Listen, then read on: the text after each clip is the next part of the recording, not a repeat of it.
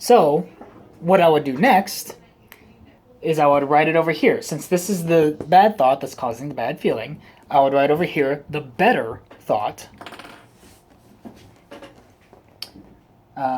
is this. And it's very simple. I can stand it. Okay, I can stand it.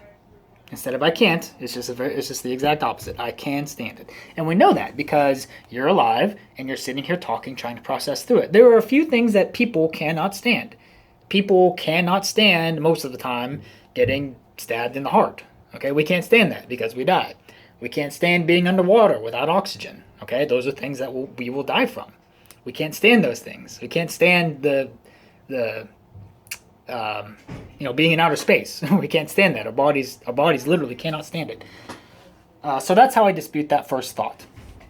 The next thought is a little bit trickier, where they say it's terrible. Because to every person's mind, if they perceive as something is terrible, to them it truly is terrible. Okay, our perceptions would determine our reality. But again, we're simply trying to make the thoughts better. And if we can make the thoughts better, then we will feel better. So after talking with them, usually the conversation will boil down to something like this. Instead of saying it's terrible, we can change it to say, I may not like it. Or, I may not like it, or I don't like what's happening, or, something to that effect. Because that's a very different thought than just, it's terrible.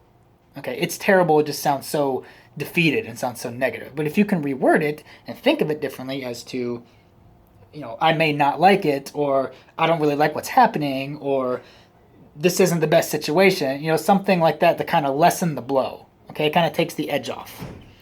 So what we have instead of it's terrible and I can't stand it, we have I may not like what's happening, but I can stand it.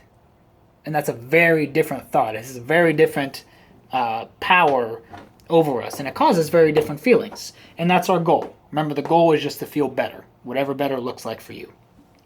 And after I do this with them, I'll go up and I'll do this. I'll tell them to look what I'm writing.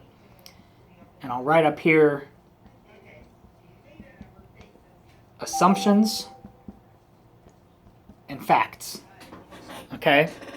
Assumptions and facts. And if I'm working with young kids, I'll ask them if they know what those two things are, because a lot of times they don't. And the way I explain it is this. An assumption is something that you can't prove. Okay? It's something that you may think, we may think it's true, or we may think that it's real, but you can't really have evidence to prove it. Okay, that's an assumption. A fact is just the opposite. A fact is something you can prove.